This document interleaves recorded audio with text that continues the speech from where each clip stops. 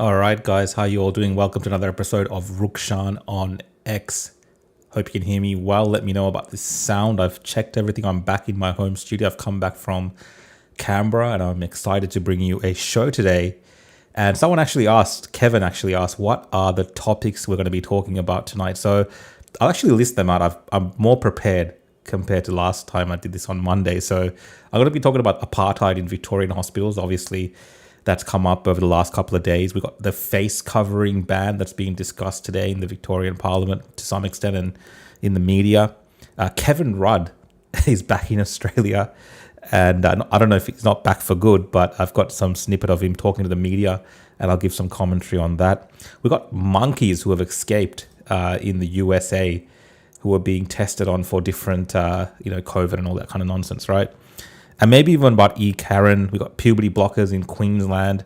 So a lot of local topics. Varun did mention surely the topic is the Middle East. You know, one of the things that have been recently anyway, talking less and less about Israel and Gaza and Palestine, especially in our news. I know it's still a subject of news, and we've heard, for instance, that Hamas has attacked some soldiers and killed a few Israeli soldiers, I believe, and then Israel has retaliated, and then people are talking about the ceasefire and all that. But I think we'll save that for tomorrow night, because I think we will be back tomorrow night for sure, me and Avi, on the Opposition podcast. So put that in your notebooks.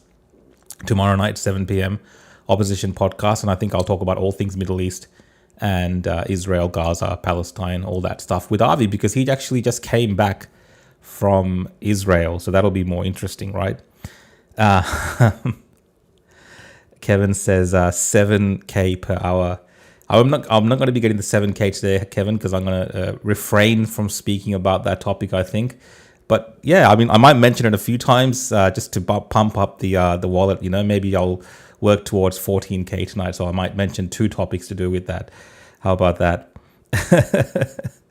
Israel pays me 7K for being in Rukshan's chat. Mate, I think you guys all have to sign up to the program. Let Mossad know that you're in my chat and you're being pro-Israel, and they'll give you 7K into your bank account. That's how all this works. But in all honesty, if you actually believe that that's happening, I don't know what to say. Guys, thanks for joining in. Brittany, good to have you again tonight on the show, and thanks for joining in again. Equity 7K per topic. Yeah. Oh, mate, we got it in early from Anthony. Anthony, mate, Trump's fault. My researchers inform me it's all Trump's fault. We are seeing that a lot more. People blaming Trump, even people on the right trying to blame Trump for different things. It's becoming more common. Obviously, the Democrats keep blaming Trump for the shutdown in the US. But I love President Trump, and he was in Japan, I believe, or I think South Korea or Japan. They'd given him the highest honor. There's just some funny videos on X. Maybe I'll bring that up later of him receiving the award. But everywhere he goes, he is given the highest awards that country has. I believe it was South Korea. They give him the highest award. And then, you know, we had him in Malaysia, where the Cambodian and I believe the Thai, they thanked him for, you know, ending the war there, the dispute. But for whatever reason, they won't give this man a Nobel Peace Prize. It'll be just such a shame if he doesn't get it next time. So let me know, guys. I feel like no one's actually said anything about the audio, so I'm guessing it's all good. As always, your comments come up in the conversation, and I refer to them throughout tonight's topics that I'm talking about. So please feel free to take part. You'll see them popping up is that my left or my right? Doesn't matter.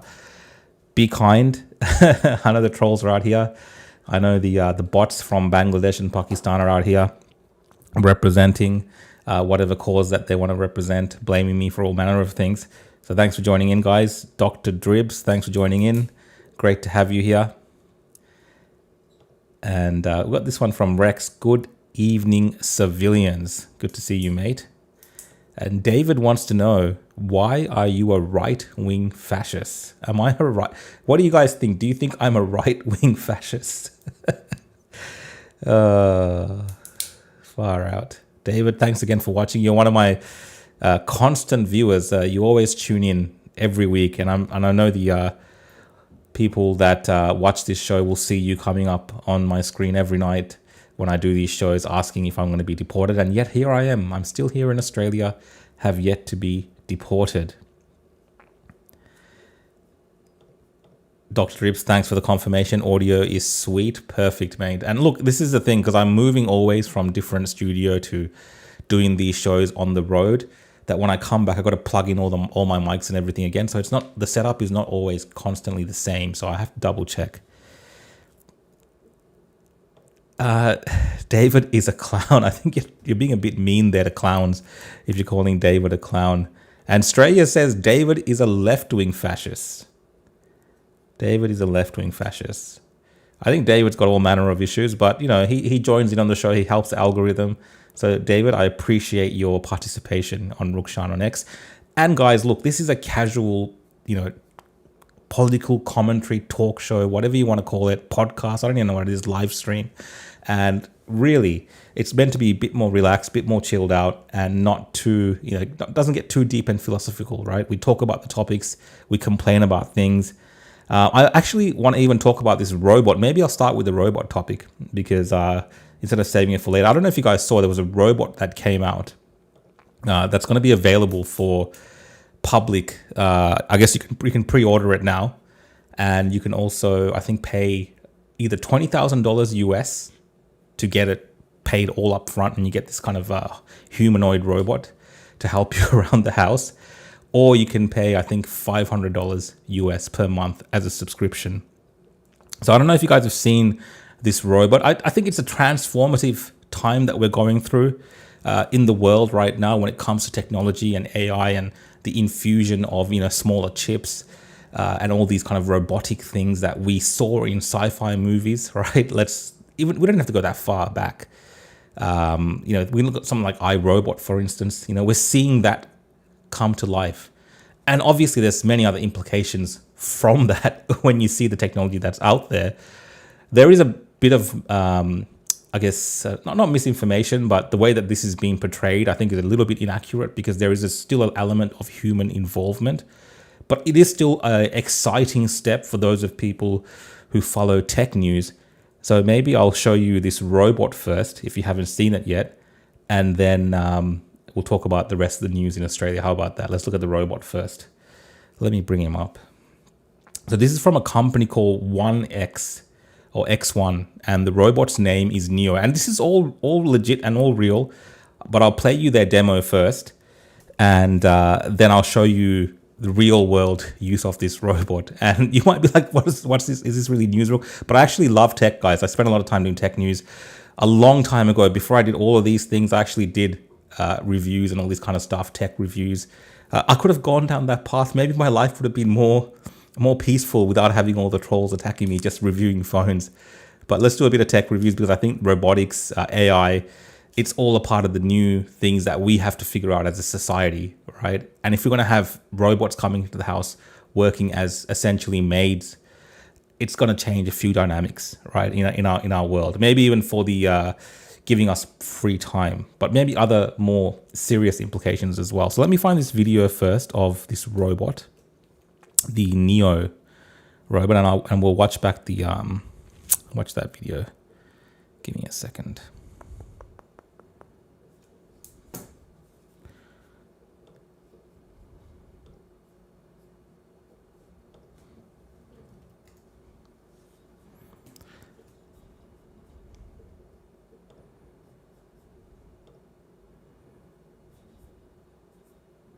We're not going to watch the whole thing. It's 10 minutes long, but we'll watch a little bit of it.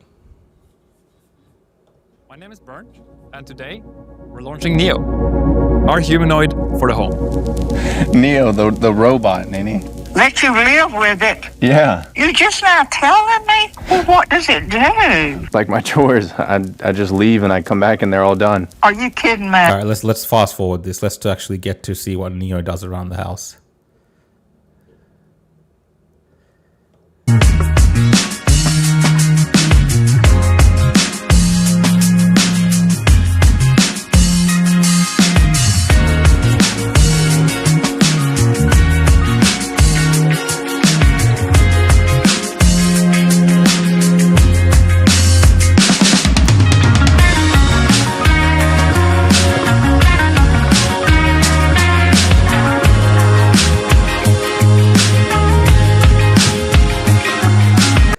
There's a lot of editing. I just realized there's a lot of editing in this promo. They're not actually just showing the robot working. They're putting a lot of artistic things into it. Let's actually find the robot. Here we go. Chores. We built the chores feature to give you your time back. You give your Neo a list of chores, you schedule a time that you want them done so that you can focus on what matters to you while your Neo does the rest. You can schedule chores by either talking to your Neo or using the app. The way it works is you schedule a time that works best for you, and then you create a list of chores. Whether it's something more specific, like watering the plants on Tuesdays, or something more general, like tidying the house, your Neo will get it done at the scheduled time. If there are any chores that your Neo hasn't learned how to do autonomously, you can use expert mode to have an expert from One X supervise the session and provide corrective intervention to help Neo complete any task.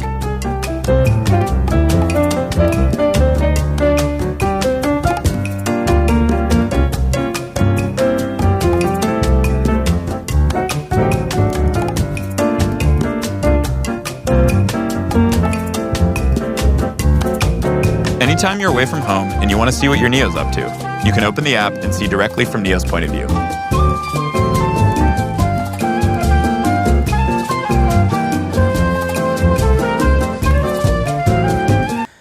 That's a funny comment, John. Some people are actually saying, I'm going to put the audio down now. So this is actually legit, guys. So I have seen a lot of comments saying, doesn't this feel like it's just essentially replacing, again, I'm not trying to be sexist here, but replacing a woman in the household, like replacing your wife, replacing your mother. For most guys that might not do things around the house, getting a robot for $500 a month, might be some way to get things done around the house.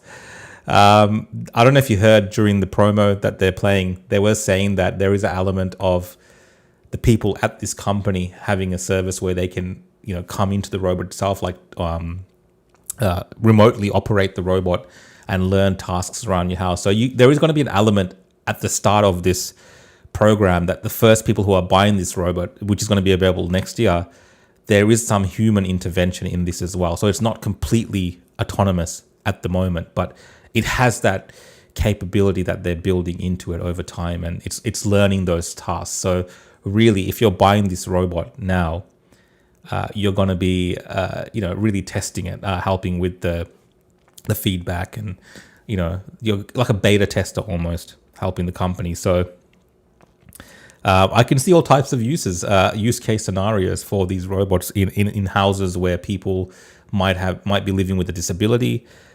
In these kind of scenarios, I think it could be somewhat of a help and a companion. It would be interesting to see what type of individuals or couples or families end up getting a helper robot to do things around the house and how well it works. And there is obviously people have come up with all types of nefarious things that this robot might end up doing.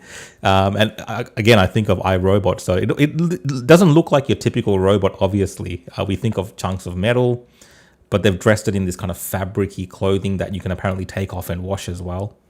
And this is real, guys. This is like we are living in the world now where there's a company out there selling these humanoid robots that people can actually have a subscription to and get chores and things done around the house, open doors and all manner of things. So things that were science fiction to us and things that we watched in movies are all, it's a part of our reality now. Which is why I brought this up, because, obviously it's an interesting topic. But for those of you out there hoping that this will somehow replace your wife or your girlfriend or your mother, it's not quite there yet in terms of its ability to do tasks. So the new Wall Street Journal actually did a comprehensive review of this, and we'll see how well it works in the real world. It's here. The first humanoid robot housekeeper. Thank you, Neo. For $20,000, you can pre-order 1X's Neo robot now, with delivery in 2026. I think you missed a tiny spot over here. Just one little catch. There may be a human behind the curtain, pulling the robot's strings. If I throw up, will the robot throw up?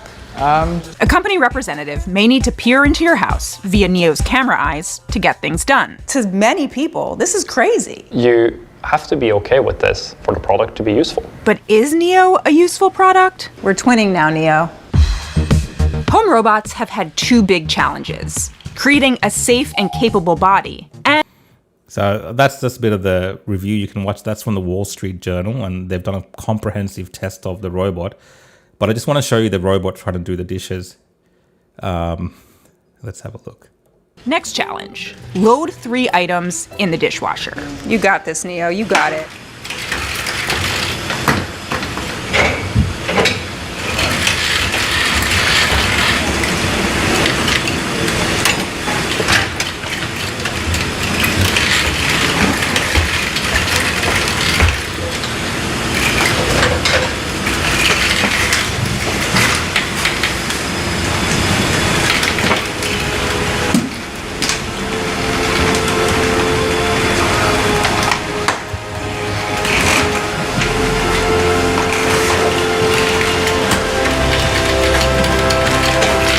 And that took 5 minutes. The Neo I saw isn't the one shipping in 2020. So yeah, there you go. That's the Neo. And you can see, like, even just to load the dishwasher with three glasses and then to close the dishwasher, it took it like 5 minutes. So we don't have to worry right now. The robots aren't going to replace us anytime soon and enslave us. But there is, like someone brought up before, there's a privacy element to this as well, because in the early phases of people receiving this product, you will be able to have people remotely operating this device. And you can see this whole new industry developing around people sitting in, probably overseas, offshore, right? In robot centers, logging into these robots and doing chores around people's houses. It's hard to fathom like where the world is headed, but I just thought it was a fascinating topic to look at, because I've always been interested in the development of robotics, and now seeing that people will be able to have this in their house soon, and the implications of that, it's something definitely I'll be keeping an eye on. He sounds quite mechanical. Let's have a look at what Madeline said. Yeah. All right, guys, let me get to some of your comments and then I'll go to the political topics. But I think it's good to start with a more of a lighthearted, chilled out topic for the start. What do you think, instead of getting into the hard, heavy news to begin with? I think it's good. Jack, go back to where you came from, Rukshan. You're no Aussie. Jack, I'm not going anywhere, mate. I'm not going anywhere. You're stuck with me, Jack. You're stuck with me. And what else do we have here from our troll friends? You never said get in the kitchen and cook eggs. Yeah, I mean, yeah, I'd definitely, if I had the robot, I would tell the robot to make me a sandwich, for sure. Aware Australia. How did kissing the wall taste, Rukshan? Mate, what on earth are you on about? I was paying my respects at the Western Wall. Read out Psalm 23, recited Psalm 23, written by King David, from the Old Testament. For us Christians, it's a place of reverence. You have no idea what you're on about with your obsessions. Varun, yes, I did see Grokopedia. So for those of you guys who don't know, there has been obviously Wikipedia. I'm going to just go off topic a little bit just to answer this question. But yeah, there is now Grokopedia. If you have not seen, Grok, Elon Musk, has put out a product. So instead of going to Wikipedia, people can start using Grokopedia. I'll just get the spelling for this. Here we go. Let's bring it up.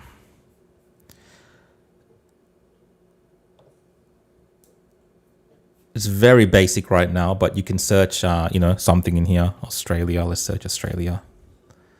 Gives you articles about Australia. There you go. Look, it's not as developed as Wikipedia is in terms of its interface and I think its usability, but it's saying it's going to offer an alternative to Wikipedia that is not so left-wing biased and heavily weighted. Because Wikipedia is just rubbish, right? Wikipedia is rubbish. They've made a Wikipedia entry about me, and it's just rubbish. And like, it's just lies. It's just like, obviously I think someone tried to add some information to it once, and it's just literally just saying, Rukshan's just a wedding photographer, blah blah blah, and then they're like, oh, he's a far right politics in Australia, and he's known for spreading falsehoods and misinformation and disinformation. So obviously this is written by some left-wing individuals, and then they control the editing of this information as well. So, whenever someone's put anything in there about my journalistic career, whatever, I've seen someone do that. It was there for a little bit, and then someone's gone in there and edited it and deleted all of that. So, Wikipedia is heavily left-wing bias. When it first started, it was like this massive promise of, democratizing information, and it's this massive cache of information that replaces things like the encyclopedias and Britannica and Encarta, if you remember that from back in the day. But yeah, now it's just all controlled by the left with their political nonsense to try to make people look bad. So it's just pretty crappy, to be honest, if you ask me. So yeah, Grokopedia, keep an eye on that.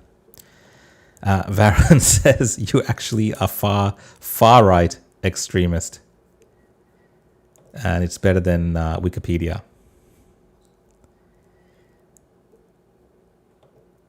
Hey mate, good to see you, Mr. Long time. I think maybe you came on some of the live streams when I was in Israel, but yeah, new mic, definitely upgraded my microphone to have better sounding quality. And Linda says, don't worry about Wikipedia, the founders have all disowned it. Yeah, I know. The founders have come out against Wikipedia. Obviously, it's been taken over by left-wing lunatics.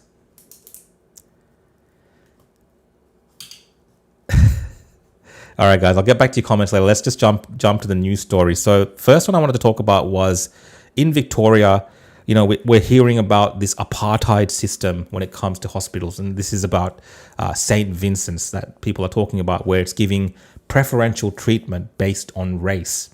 Now, typically when you hear about apartheid, you'd think, the way that the left describes this is somehow it's preferential towards white people.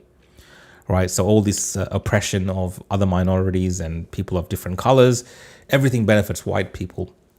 But in this case, when we're actually looking at something that very much fits the definition of apartheid and the treatment of people based on race or ethnicity, this seems to fit the bill, right? And this is coming to you from someone that spent some time in Israel, and even there, the hospital system there, it doesn't matter what background you are, if you're Jewish, Muslim, Arab, whatever, everyone is treated in the same hospital. They even treat terrorists sometimes in those hospitals. It doesn't matter. Everyone's treated the same way. And obviously, depending on how urgent a matter is, that's how you're looked at. Yes, and there'd be obviously healthcare or private healthcare, things like this, normal things in our system. But Victoria really takes the cake when you look at what's happening in these hospitals that are here. And something I think was going to become even more prevalent if we had the voice to Parliament go through nationwide. I think it's going to be, and it didn't happen, obviously, that was defeated. But we now have a treaty coming up in Victoria, which is essentially the same thing.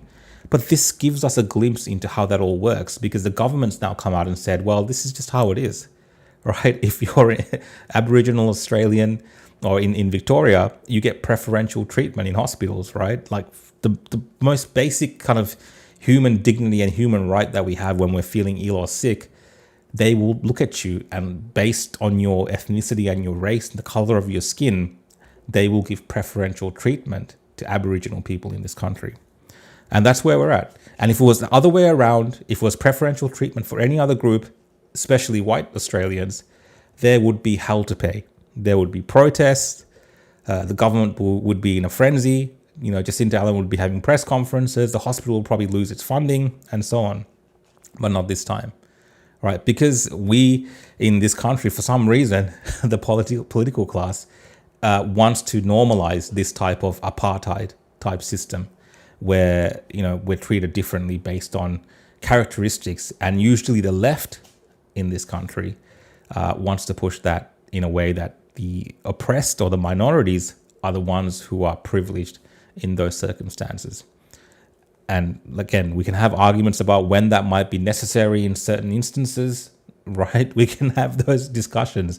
But when it comes to something like health, I think the main priority should be based on someone, how serious their condition is, right? It should never be based on characteristics like ethnicity or race. But let's watch this report from Channel 7, and I'll give you some more of my thoughts on this.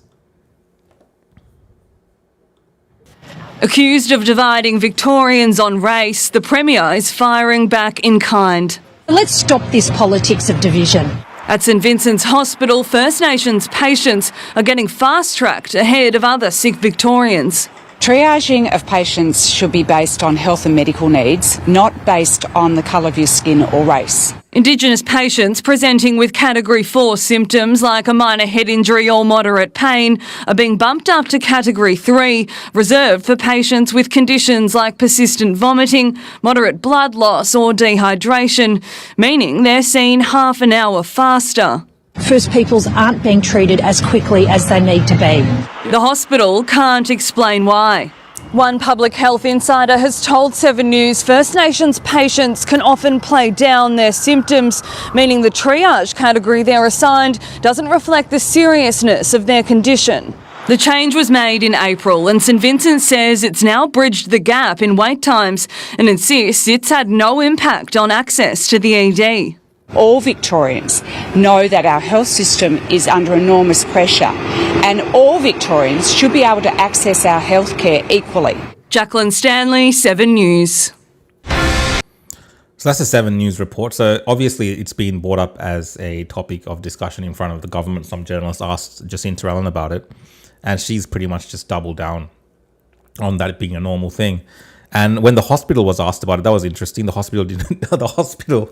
The hospital didn't really know why The hospital didn't really understand why they were doing this, which is obviously not true. The hospital knows very well the reason they're doing these type of things, and it's all linked to sucking up to the government, of course, and being a part of that system. You know, these hospitals, I remember during COVID, how much they, really sucked up to the government during that time, and this is no different, in my opinion. And then on top of all of that, obviously, the broader implication is it makes the community disharmony based on this fact. When we look about the treatment of people based on different characteristics, and that we know now that this is actually happening and the government's admitted to it, obviously it's going to cause social disharmony around topics when it comes especially to health. There was another article, I'll just try to pull that article up. Give me a second.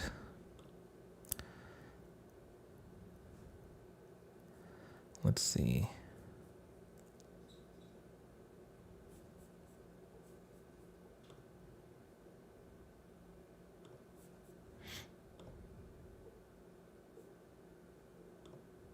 Yep, here we go.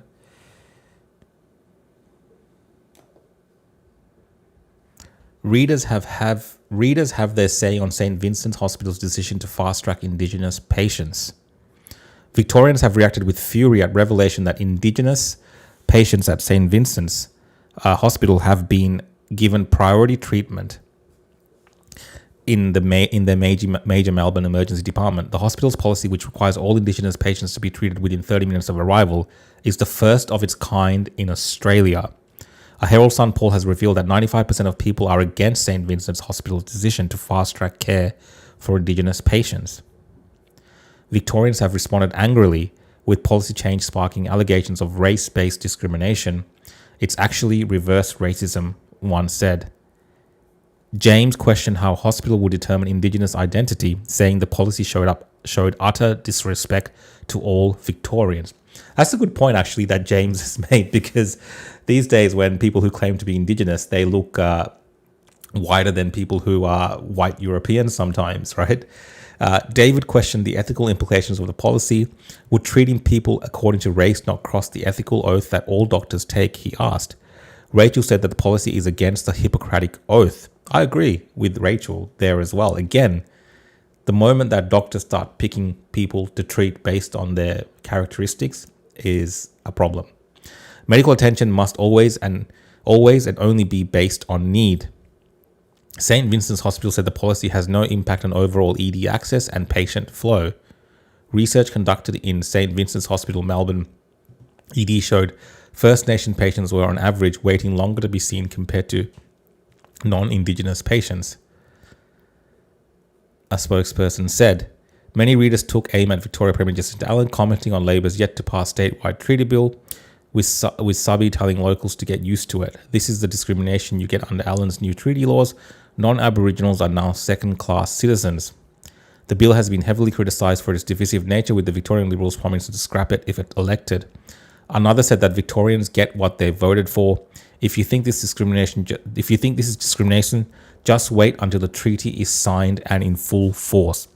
And I can't stress that enough. Once this treaty comes into full effect, all of these type of policies are going to be on steroids, like next level in your face. We are definitely, even though we already feel like second-class citizens in Victoria when it comes to obviously the disdain and disrespect our leaders have for us with, the crime wave and all manner of other failed policies that they keep pushing in our name that only harms us further, and they just end up collecting more tax from us, right? They're just ruining our standard of living in this state. When the treaty comes through, we will definitely know that we are second-class citizens here in Victoria. And it's disgraceful because Australians, Victorians did reject the voice to Parliament. Yet we're still going to get this treaty. All right, we're going to get this treaty. Let's read this article here. This is from Sky News today. Barrister warns Victorian treaty seeking to create a new state within our state with power over any bill introduced to Parliament. How is that even possible? Victorian barrister Lana Colaris has warned the Allen government's new Indigenous treaty is seeking to create a new state within our state. Let's make this bigger. legislation to enact the treaty has already passed through the lower chamber of Victoria's Parliament, with the upper chamber widely expected to pass it into law in the coming days. Under the treaty, Victoria would establish a First Peoples Assembly to help develop policy which affects the state's Indigenous residents, as well as oversee truth-telling in the community. Truth-telling.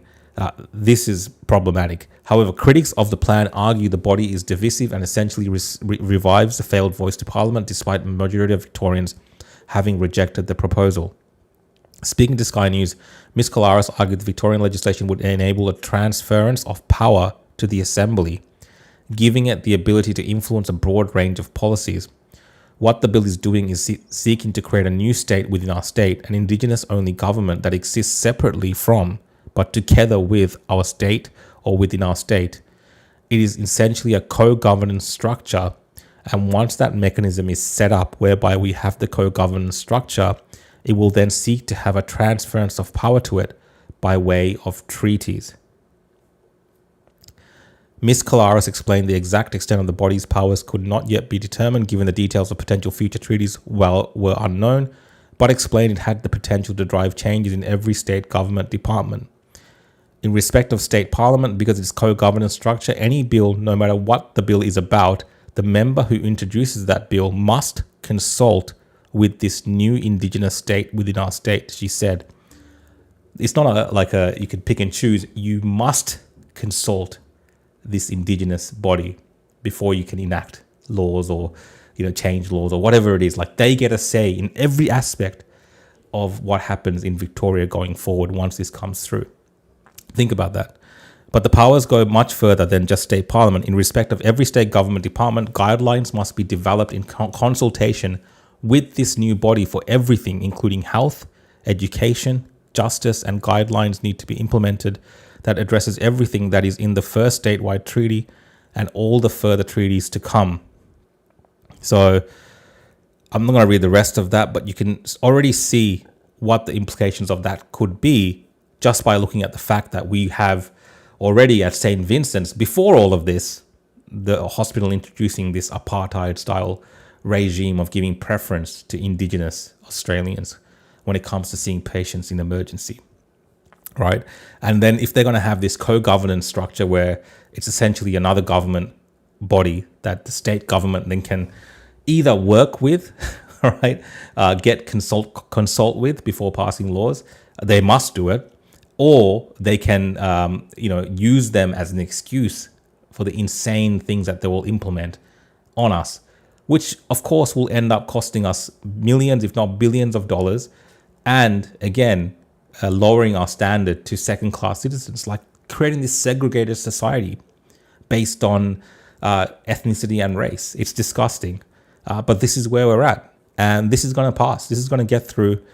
This is what Jacinta Allen has done. This is what the Labor government has done. And as some of the comments earlier I was reading from people on the other article, we're getting what we voted for. This is what Victorians want.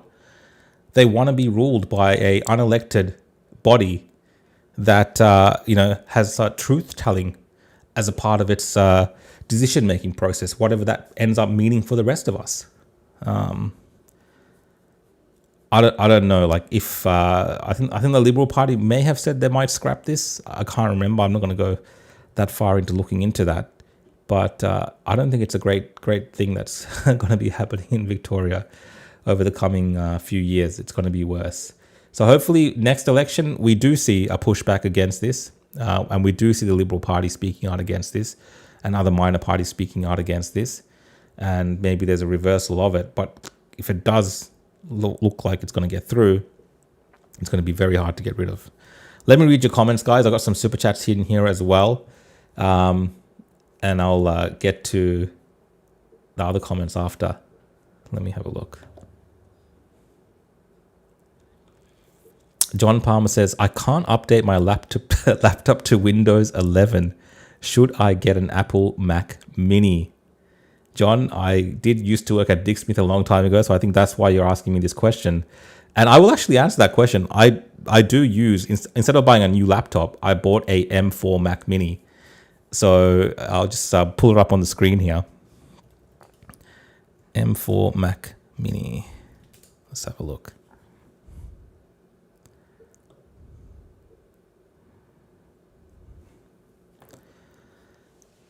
So I bought one of these, the one for $1,000. I think you can get a little bit cheaper. They're on sale sometimes. But this Mac Mini here, so a lot of the live streaming that I do when I'm on the road is with this particular computer, and it works so good. So the only downside is you need to have a keyboard, a mouse, and a monitor. So it's not portable. Well, it can be if you get those little extra bits and things, which I've done. But if you're having it set up on your desk, it is a very powerful piece of tech for that price. But if you have not used the Mac ecosystem before and you're transferring from Windows, there will be a slight, adjustment curve for you. But I do recommend the little M4 Mac Minis. They're very good. And even just the base model is very, very good for the price, for what it does. All right, guys, let's see your comments. Wolfie says, Rukshan, did you get deported from Israel? You're not with Avi. No, I left earlier, mate. I had to come back here for work. And then I had a few other things to do in Australia. So Avi just got back as well. We'll be back tomorrow night on the Opposition podcast. But I want to find your comments about the hospitals and the treaty. So give me a moment to pull some of these up.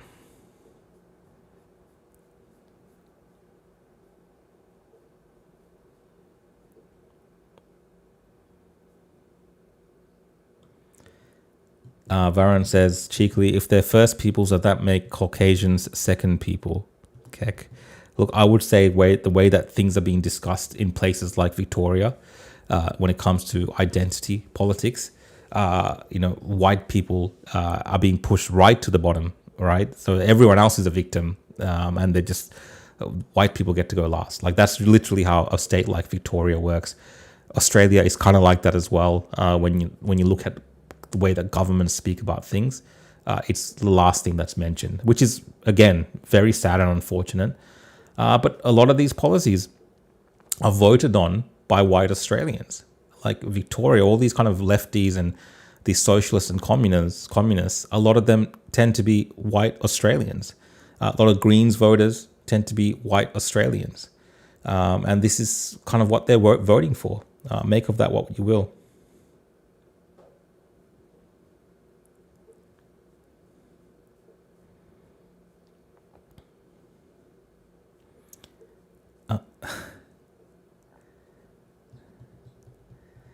Michael's saying, just say you're Aboriginal if you end up in the emergency department. Look, I don't know like what test they're using to determine at the point of being looked at if you're Aboriginal or not. Like, do they check your name against some database? Do they ask for your like DNA? Like, what are they doing?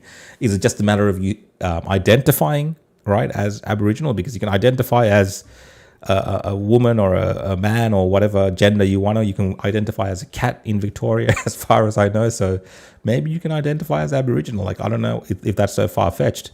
And so do you just go to the ED and say, hey, look, I'm Aboriginal. Make sure you see me a little bit quicker. And it just saves you some time. Maybe you can do that. Maybe they have some system in mind, mate. I don't know.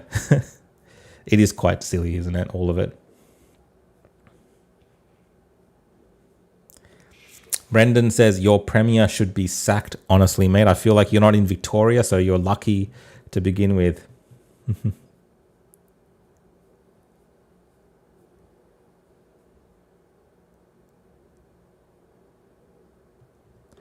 Varun says, the Nationality and Citizenship Act of 1948 created Australian citizenship for the first time, including all Indigenous people as citizens alongside other Australians.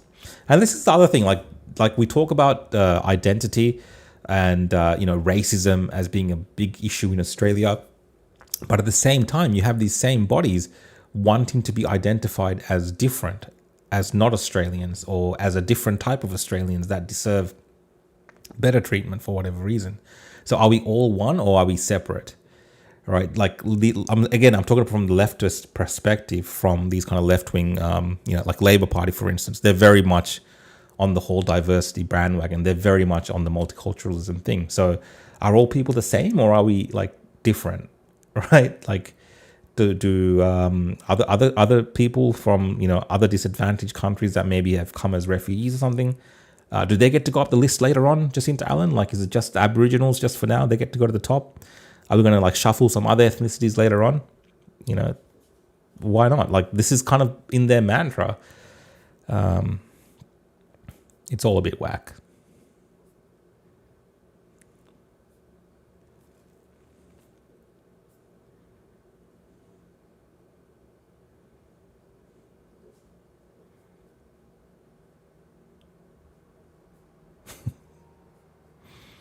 Varun says, we are all Aboriginal now.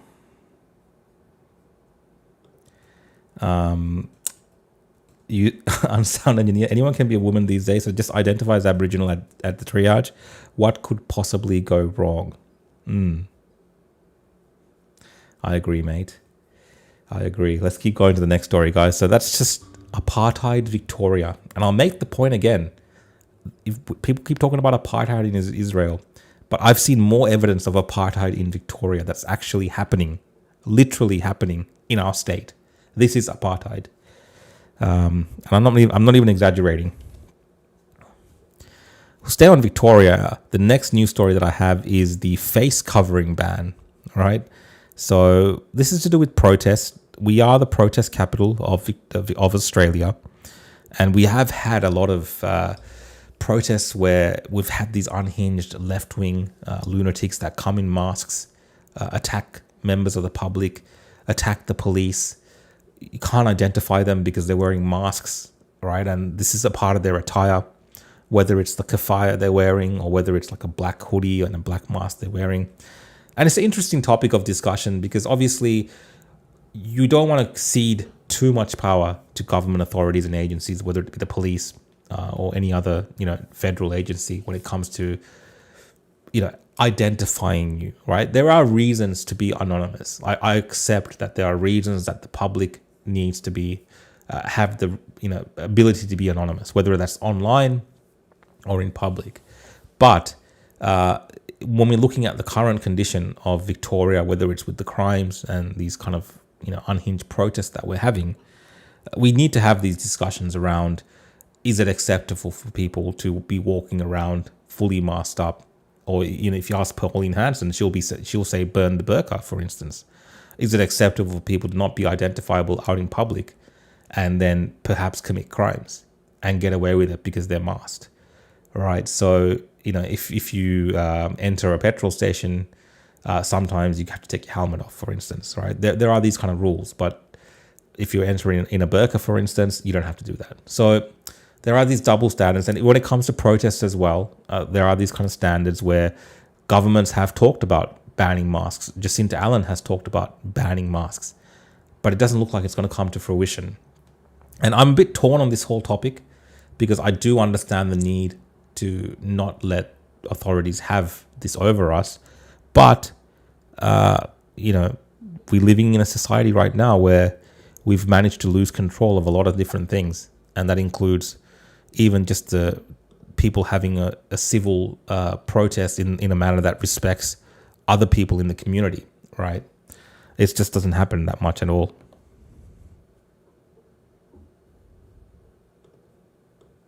Police are still hunting dozens of protesters who pelted them with rocks last Sunday, tipping one top cop over the edge. But not so for the Premier, today rejecting a push by the opposition to immediately ban face coverings at protests, despite promising similar legislation almost a year ago.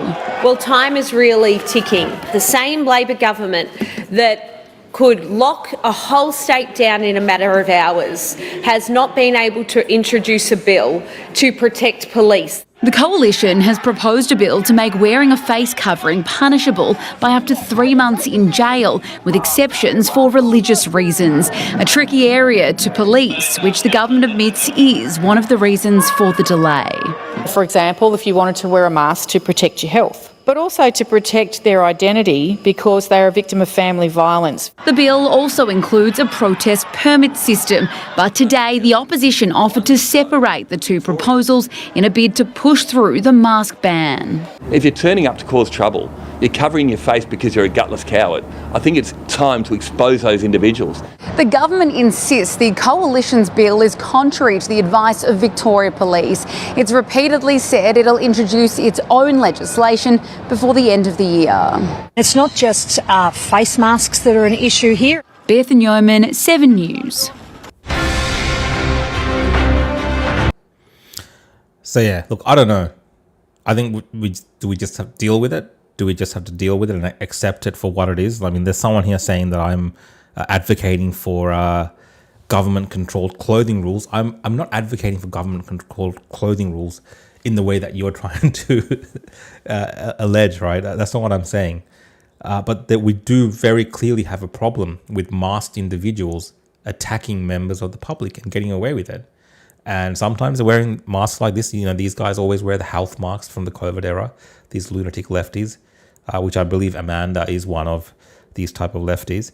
I don't know. I think people are sick of it. And yes, we do need to find some type of middle ground on some of these issues, unfortunately, because, just because we have these liberties and these rights and freedoms, a lot of people are abusing them to such an extent where we're now harming the public, we're harming businesses, we're hurting people. And yes, that sounds like a government made argument for safety, but we do see in Victoria, we see this happening. We see these attacks. We see these masked people doing this week in, week out, getting away with it. And what's it going to take for someone to be murdered or killed by one of these individuals who are masked? So yeah, it's definitely something to look at, and I'd be very interested to see, what I think Justin Dallin was saying they're going to come up with something later on. Let's see what they come up with. And Amanda says, you're a fascist. Linda says, law and order would be nice. Yes, law and order would be nice. But that's not happening in Victoria. Like, we are in a crime wave. We are, every day, you will see 2 or 3 news stories with CCTV footage, because it's so prevalent now from people's homes, of masked thugs breaking into people's houses with bats and knives, and people having to defend themselves. Catherine, great point. How long before we see an Andy No type incident in Australia? That's Andy No is a American political journalist, independent journalist, who was attacked by members of Antifa while he was working. And definitely these people would attack journalists. That's why I don't go to a lot of these left-wing protests, because I've come to learn that they're deranged, dangerous, and most of the time evil people that would want to harm you. And if they could potentially even kill you, this is what we're dealing with. Cruel intentions, mate. Good to see you here. Amanda can't English well.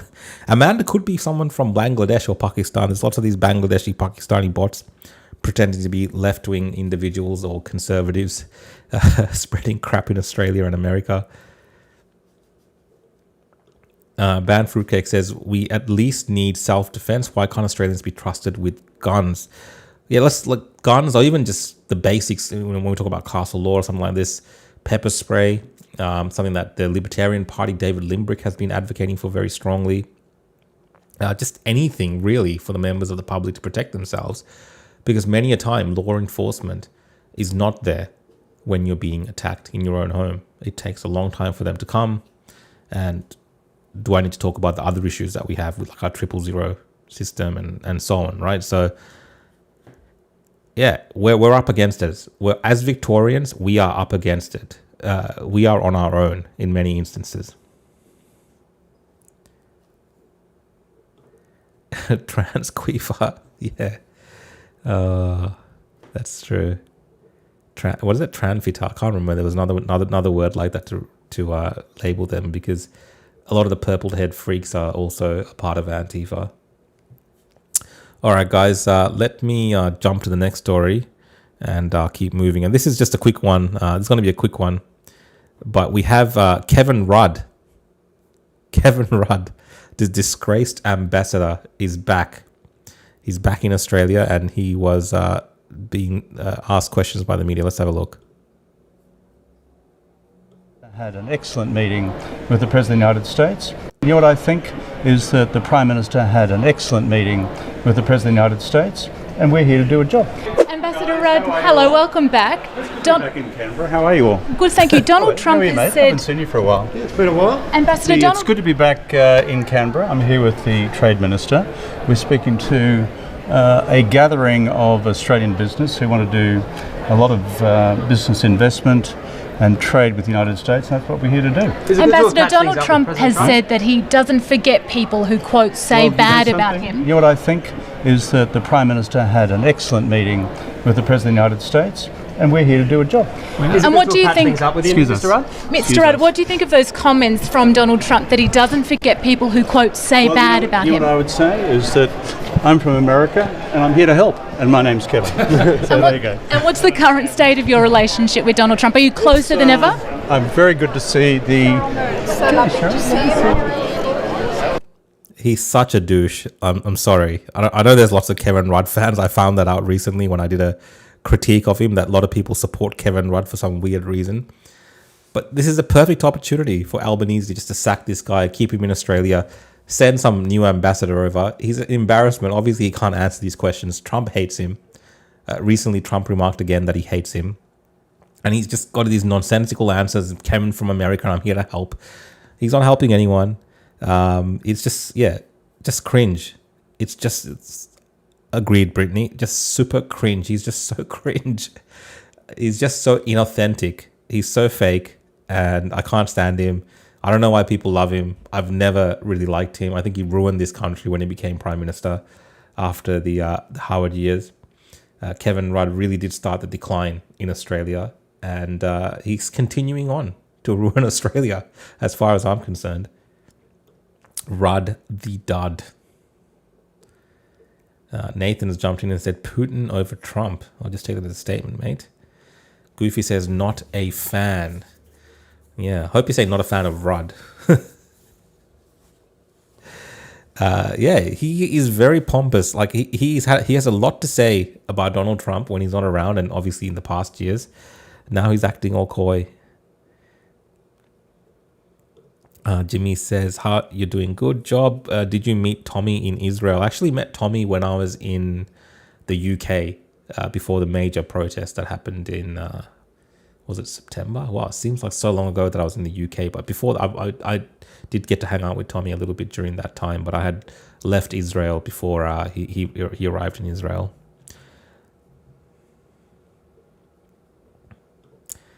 Crud loves the sound of his own voice. Yes, he's full of it. He's a bit of a narcissist, I think.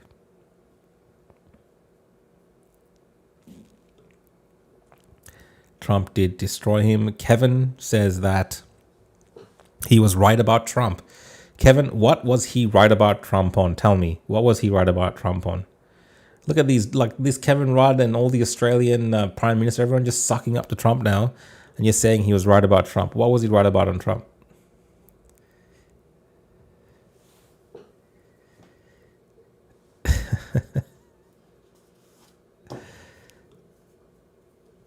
Crud is a dropkick. I agree, mate. I agree. I did watch some of the Nick Fuentes and Tucker interview. Most of it, actually. Yeah, look, I'm not against people interviewing with each other. I have no problem with people doing it. I do understand the whole thing around platforming individuals and whether you want to do it, but that's the path that Tucker's taken. At the end of the day, it's up to people, then people will judge them on that, and you're seeing that right now in the movement. Like Nick Fuentes has said some pretty diabolical things about Charlie Kirk in the past, and very rude things about Charlie Kirk. I believe his wife as well, and just in general about all manner of things. And I don't know, people have a weird fascination with Nick Fuentes, even if they're not fans of him. And then he's got super fans. So look, I'm not opposed to people having controversial discussions. I think at the end of the day, it's not a bad thing for people to talk about things in a public setting. In fact, I feel like Nick's been mainstreamed, which might actually impact him in terms of how he carries on with his views that he has in the past. But I'm not a massive fan per se of Tucker or Nick personally, but I just don't give a crap that they interviewed each other. I just don't care. But obviously, people are talking about it a lot. Varun says Nick isn't doing anything great. Honest political drama you can largely just ignore. Yeah, that's what it is. It's literally stuff you can ignore. Like, I don't even think like you'd rarely see President Trump getting involved and talking about these type of things, that what's happening online now, especially in the conservative space, you know, the right and the woke right and all this kind of stuff. I think it's just a massive distraction. People just obviously either engagement farming, looking for clout, talking about, you know, infighting and drama. You can add cans to that list as well. Nothing is coming of anything that they're talking about. It's just extra noise. Personally, that's what I believe. It's just extra noise. And I don't get caught up in all of that to that extent anymore.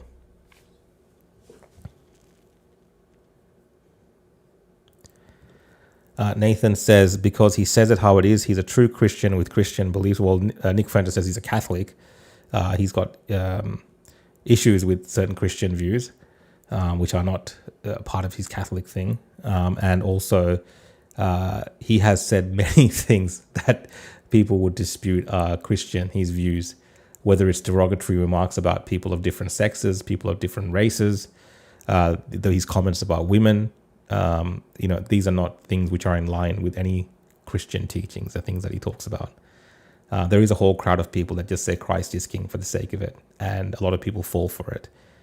Charlie Kirk, on the other hand, he is someone I would look at and be like, he at least tried to live up to the ethical or moral kind of virtues of what people would associate with what a Christian or a Catholic is. Nick Fuentes, no. You can believe all that. You can believe that all you want, but no. And you know, he might as well be a true believer or whatever it is. But his public comments do not match up with that. Yes, Catholicism. Yes, I'm a Catholic. I understand that. I understand what you're saying is Christianity, but certain Catholics view their religious beliefs as being superior to other Christian groups. So they see it internally within the religious faiths. They see things as different. It's like saying that Mormons are Christians or Jehovah's Witnesses are Christians. They would say they're Christians, but people would dispute that. That there is a difference within the faith itself where people look at those things.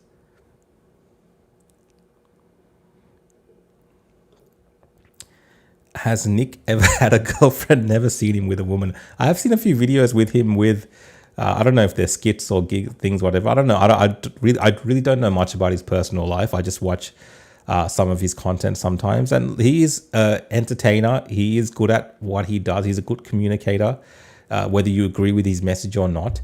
You know, he has those qualities of someone that people would watch and be entertained by. Like, a lot of people would love to have his ability to, you know, talk to that type of audience. But, you know, there's other side of it, that a lot of his audience are like low IQ retards as well. Like, you know, racist, homophobes, sexist, you know, people looking for this kind of, you know, content that they just like, yeah. But in the real world, they're not getting much done. So there's two sides to it.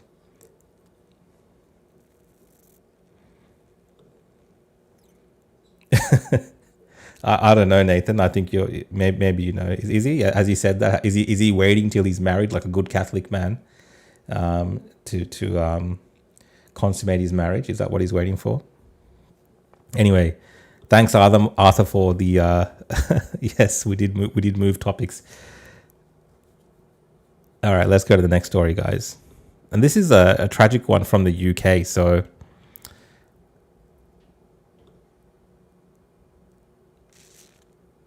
speaking of the UK, someone asked, do you think Australia needs a Nigel Farage-like figure? Yeah, I mean, we definitely do need a strong conservative movement to push back. I think just the movement itself would be good. Obviously, the movement has to come from an individual of some sort. That makes it a bit more potent, because an individual can get, you know, even a segment of society behind them. It's easier sometimes to sell a person's identity to a public instead of ideas, if that makes sense. So Trump, for instance, with MAGA, you can, instead of selling people all the policies, like Trump can sell himself and what he's going to achieve with his ideas. So definitely there is space for someone like that in Australia, but whether we'll get that in our current political system, it's hard to see. definitely hard to see. I would prefer to see a much, different approach in terms of having a strong opposition leader from within the Liberal movement that can challenge Labor in a way that, inspires Australians. That would be the first step. But, eventually, yes, we need something like this. This is from the UK. So this gentleman here was walking his dog and he was stabbed to death. Very horrific footage. Just like in America when Irina was brutally murdered and that footage was being censored, the footage of this individual being brutally murdered, stabbed to death is also now being censored around the UK. And it's just added to that obviously growing sense of disdain that people have towards the government, which has allowed this to come to this level where people just are getting stabbed randomly left, right, and center. Again, it turns out to be a immigrant, I believe, who came as a refugee. Maybe let me just have a look at the full story. Wayne Broadhurst, a 49-year-old road sweeper from Hillingdon. He was just walking his dog. He shouldn't be dead. He is. The country needs serious help and fast. There was another story on this. Let me just bring it up.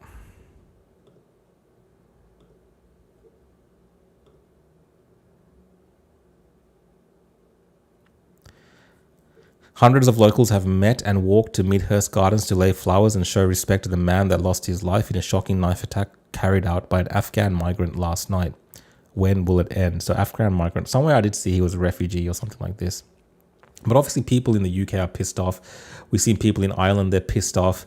Every week we're seeing these illegal immigrants that have come to the country, murdering people, stabbing them, being paid for by the taxpayer to stay in these luxury hotels. The whole thing's just cooked. It's just all cooked. And it's, I saw a comment just before I came on the stream. I gotta bring that up as well. Sorry guys, I'm just jumping all over the place here because this is like developing. I just saw this comment before I came on. Where is it?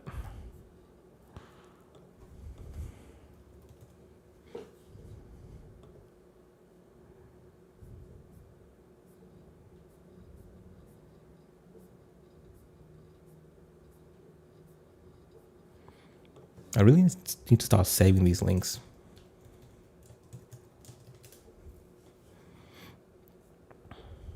Here we go. Civil war in Britain is inevitable, just a question of when. And Gad Sad saying there will be a civil war. John James saying you can smell the anger across the UK tonight. Decent people have had enough. And I think people are sick to death. There was also this story. I think this was an Australian girl that was in the UK, and she was stabbed 8 times by this particular individual.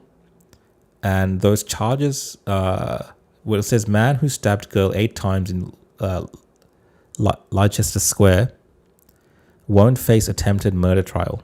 So he won't face trial. Will be sentenced for the charges he admitted to on 16th December with the girl's parents watching on video link from home. So yeah, this is the UK, and very much so this is also Australia. We are going down that same path. That's why I'm showing you this story, because it's gotten to such a point where people are just hitting the streets all the time now.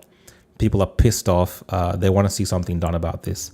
And, you want to talk about social cohesion and social harmony. I don't know what these governments are doing, because you're not going to get that when you have illegal immigrants running around stabbing people, killing people, raping people, sexually abusing kids. You're not going to get social harmony. These ideas that you're selling to the public about how great multiculturalism is, it's just not going to resonate. People know it's bullshit now.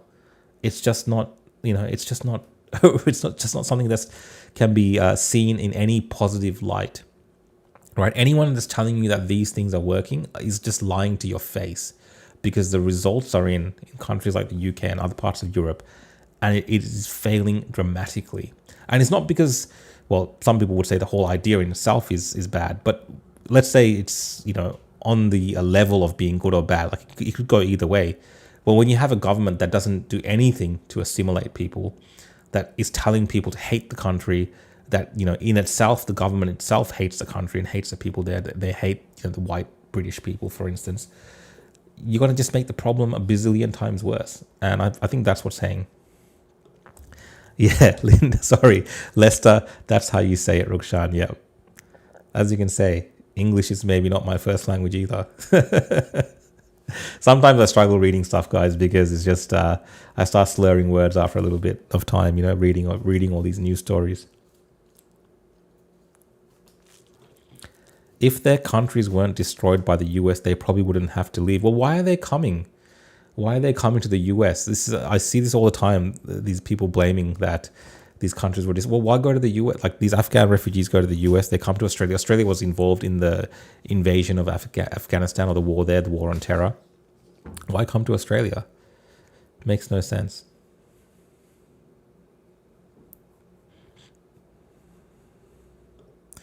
All right, guys, we're getting towards the end of the show today. I just got this story here that I want to read to you guys, and then we're going to go to your questions and have a bit of a chat as well for the last bit of time.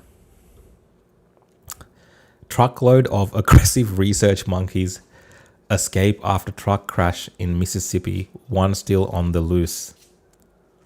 A truck hauling monkeys from Biomedical Research Center has flipped on a highway, freeing several large aggressive monkeys carrying hepatitis C, herpes, and COVID.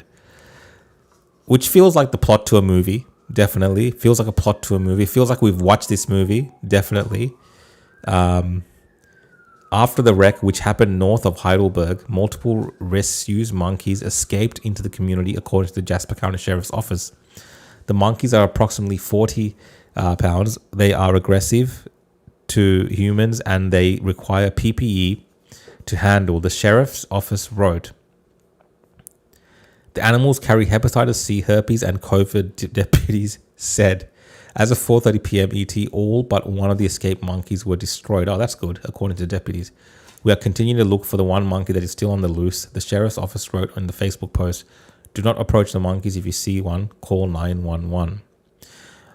I mean, you would want to hope that if people are injecting these animals with these diseases, experimenting on them, which in itself is an ethical, quagmire that we often discuss.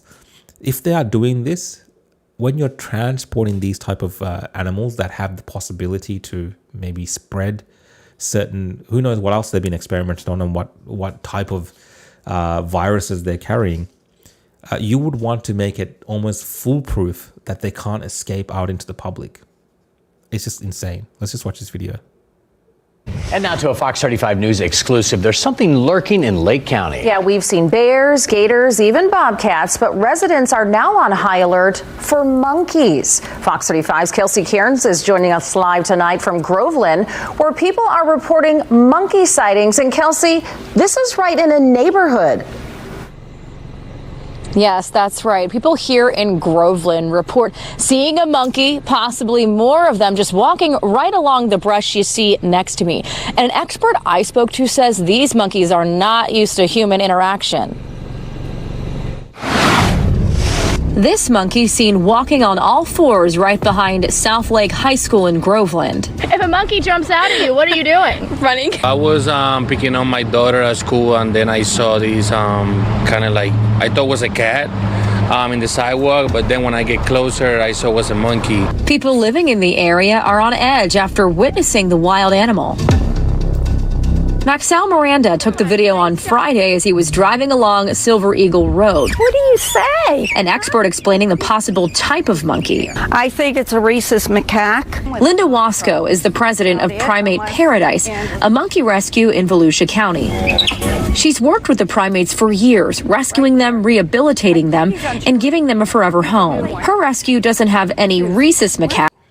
Anyway, I think that's enough for the monkey story. I just thought, it's not funny. Of course, it's a serious topic. I just thought the whole thing just sounds like a plot to a movie. And some of you have mentioned a few. Outbreak, 12 Monkeys. There's a few other movies that I can think of that have a similar plot line where you have animals that have been experimented on, which is also, something that people have said here that animal testing is horrific. I agree with you, Brittany.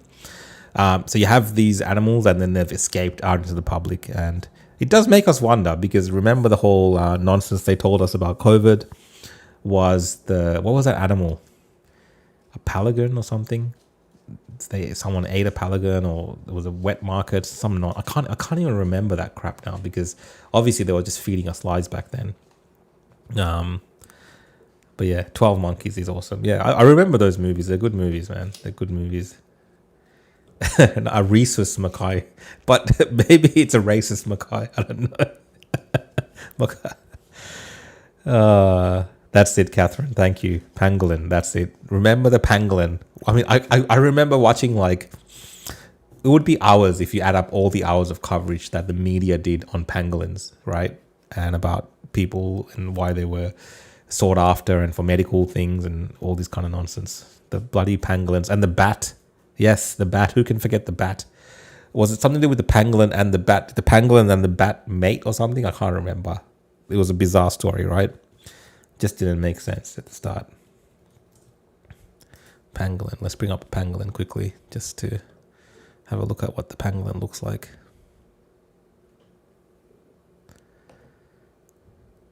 There you go. They try to blame this guy for COVID. I don't think it was him.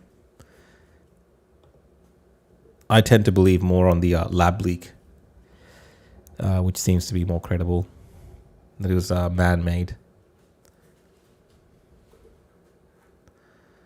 There you go, pangolins. All right, guys. Well, let's jump to some questions. So let me know if you guys have any questions for me. If any other stories come up that you want me to talk about, let me know.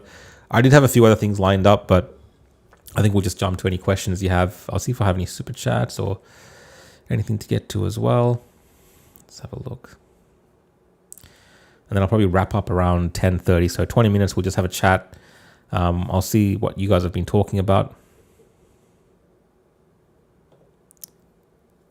Google search Aboriginal cooked bats. They cook them a bit on fire, raw inside, filthy. Really? Cooking bats? I didn't know people eat bats.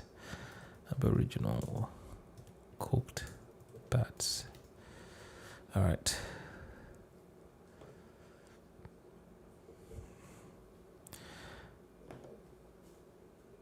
All right, guys, I'm not going to blow these pictures up, but yes, definitely people are cooking bats and eating them. I wouldn't eat a bat.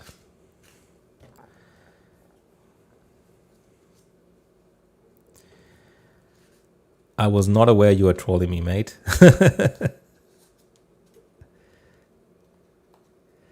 Cruel Intention said, did you see Paul Murray's segment on Sky yesterday, Rukshan? No, I did not, mate. I didn't get to watch Sky News last night.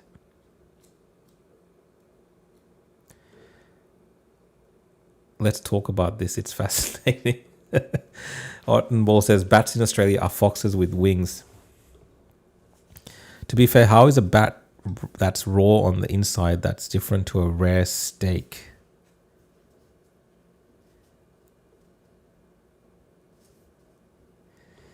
Did you see Japan might send military to kill bears? Didn't even know Japan had bears. Let's have a look.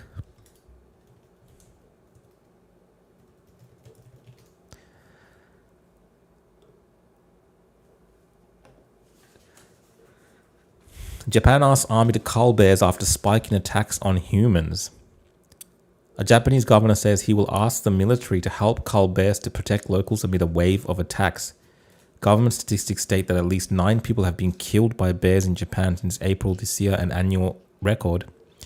Dozens of other injuries have been reported across the country. In the past week, Japanese media has reported the number of bear attacks, including people exercising in urban areas of Akita Prefecture, a northern mountainous area. Another bear attacked 4 people before being found in a nearby house. None of the victims were seriously injured. There have been some 8,000 bear sightings in Akita this year, a roughly 6-fold increase on last year. Wow. I did not know Japan had bears. There you go. And I've spent time in Japan, but not in the mountainous areas. There you go. Linda says, anyway, it's lovely to see you again, Rukshan. We will never forget your work during COVID and onwards. Linda, I know you've been watching my shows and commenting and things like that for almost, I think 5 years ago now, so a long time ago. I've obviously tried to move away from that time, you know, it is a while ago now. I don't like to dwell in the past too much. I only bring it up ever if it's some sort of topic related, which the pangolin and the bats were related to. What I remember about COVID.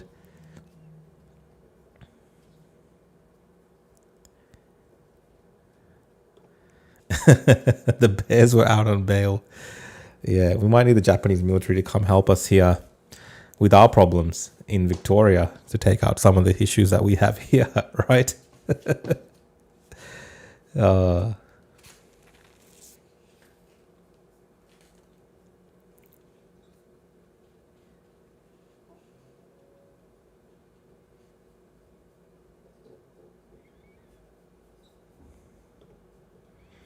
All right, guys, 5 more minutes, I reckon, and I'm going to head off.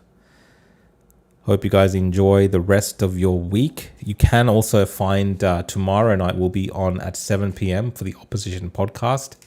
So if you want to see me and Avi back together after a few weeks doing the Opposition podcast, it might be a recap episode. We might be talking about some of the things that are happening in the Middle East, but that'll be happening tomorrow night at 7 p.m. Opposition podcast. So make sure you jump on that. Do you have good security around your home, Rukshan? I do. I do have good security, Catherine.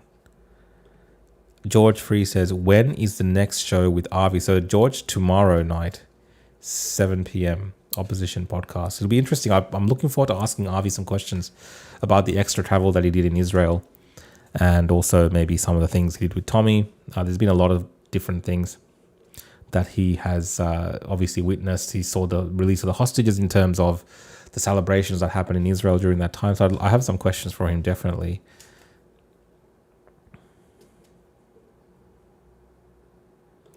Cruel Intentions, you inboxed me. I did a clip of it talking about Labour censorship and has Albo stating he would be the most transparent PM ever. Cruel, yep, that I'll check it out, mate. Where did you inbox me? To my email address or to X or something like that? David, hope you're doing well, mate. Thanks for joining in on the podcast. I would say this is more of a live stream, David. That's why, I'm more doing a live stream style discussion and going through news stories. And that's why there's like little gaps and stuff as we go. And I look for things that people have said and bring up stories that people are talking about. So it's a bit more, I think it's a bit more entertaining in that way. The Opposition podcast tomorrow night, though, I think that's more in the podcast format. But thank you, mate. Thanks for joining in. Opposition podcast memberships. I keep telling Avi, but what happens is, Catherine, we end up, we ended up going to Israel, and then I came back. Then he went back again. So we lose track of things. Like, we need to keep the Opposition podcast going, and obviously plan some things around it, and maybe for membership as well for the people who are keen to be a part of that inner circle.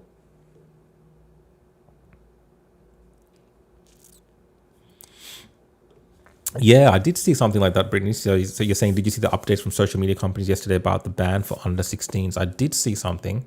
I also saw earlier, just before, Malcolm Roberts from One Nation tomorrow. He's going to introduce a bill to try to overturn. I don't know how successful he'll be is probably yet to be seen, but he's going to try to overturn it. So let me just have a look at what he posted, and I'll share this with you guys. So he wrote, tomorrow I will move a motion to terminate the under 16 social media ban. The Labour government has no business dictating technology standards to social media platforms it clearly does not understand.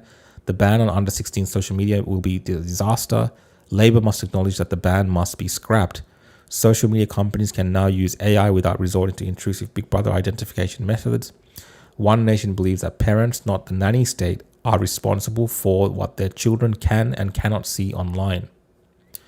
And he's put up a little summary of his motion. So it'll be interesting to see what happens with this and what the other senators do with this motion. But I think as far as the numbers go, Labour have it in the pocket. It's going to happen. As in, it's already a foregone conclusion. Is what I'm trying to say. Purple Pingers for PM. Yeah, I saw him. I saw he was at Parliament House today. Purple Pingers. I was actually at Parliament House in Canberra as well before flying back to Melbourne. I thought maybe I'll try to find Purple Pingers and ask him a few questions. Maybe he was coming to squat at Parliament House, Amanda. But yeah, I couldn't find him when I was walking around. Didn't see him. You sound engineer. Thanks, Rukshan. Second live I've caught, not the last. Not nice laid back attitude, man. Mate, thank you. That's what I'm going for. Chilled and laid back. I feel like these days everyone is just like engagement farming, just yelling stuff to the camera and just screaming things and like leading people on sometimes, and the things that people are saying and promising, especially some of these podcasters, don't actually even come to fruition. Like, I don't want to do that. It's not really about that. It's more around reading the news and seeing what's being said about the news and seeing what, you know, the public feels about it. Because at the end of the day, most of us, you know, ordinary everyday people, we have the pulse of what the public sentiment is around a particular issue. And that's important because sometimes, rarely, but importantly, it plays into what happens in terms of the final outcome on certain topics. So it's always important to see how the public feel about certain topics, and I love seeing your comments.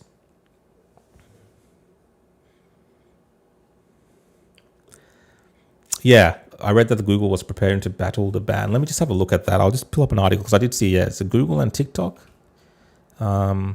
Google under 16. Let's have a read.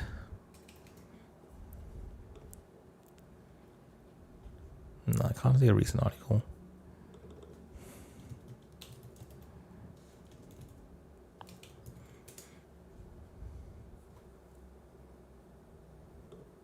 Here we go.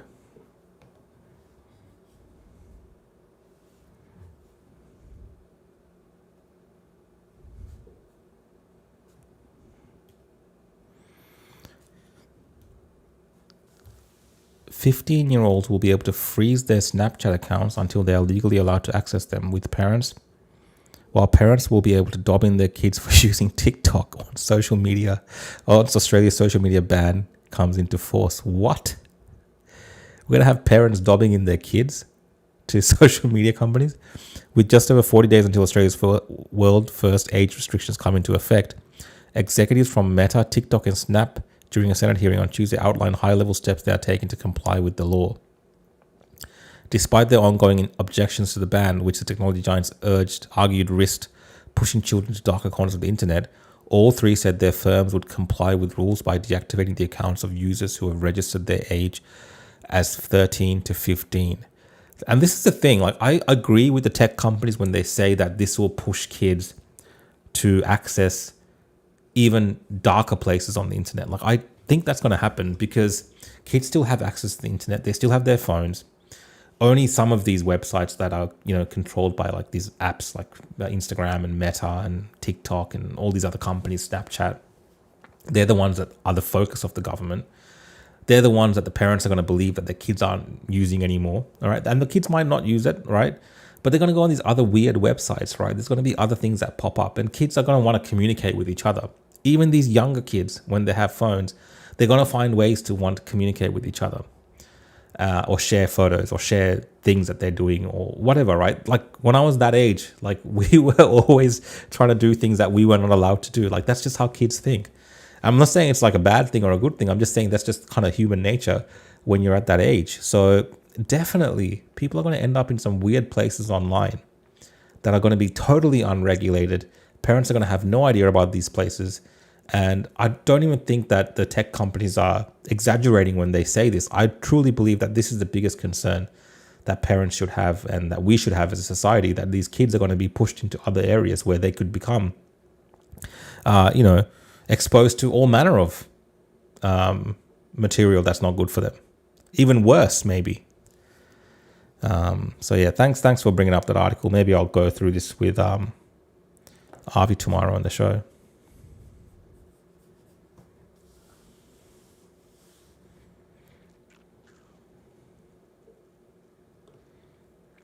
Great point. 16-year-olds can't get on social media, but 13-year-olds can stab people without consequences. 100%, Lena. That's just underrated comment because it's so accurate. That we're so worried about kids accessing TikTok and watching other kids dancing or whatever. And I get it. There's weird stuff on there as well, but let's just look at the innocent stuff on there. But at the same time, we do have criminals running around, young kids stabbing people, robbing houses, and having no consequences whatsoever. Were you there with Sal Grover? No, I was not there with them. I did see they went to Parliament House as well. And then I think one of the senators was speaking regarding that. So I actually work at Parliament House with another senator. So that's why I was there. And if you've ever seen me do podcasts from hotels while I'm in Canberra, that's why But I'm back in Melbourne.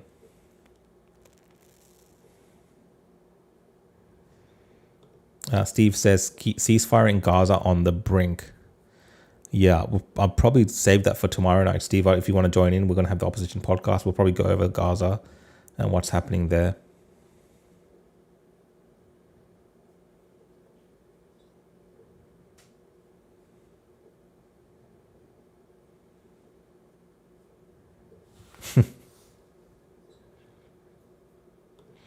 Discord is a place where they run free. Yeah, so is Discord under the ban? I don't think it is. And I know a lot of kids use Discord servers because obviously it's part of the whole video gaming thing that,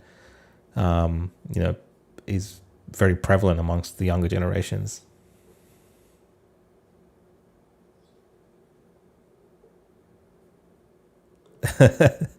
This is Tommy still charging for $10 for a haircut. This is Tommy's in Springvale, a haircutter. I don't know. I haven't got a haircut from Tommy's in a long time.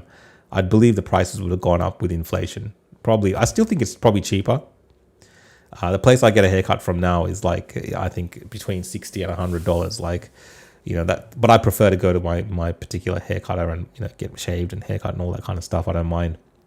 But definitely when I was younger, yeah.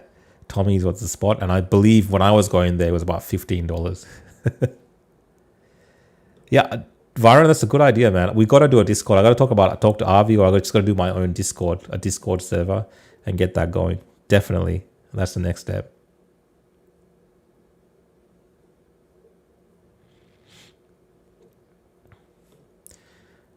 That's right, Cruel. I'll probably end on this one. The opposition podcast is indeed back tomorrow at 7 p.m. That's the plan anyway, so check that out.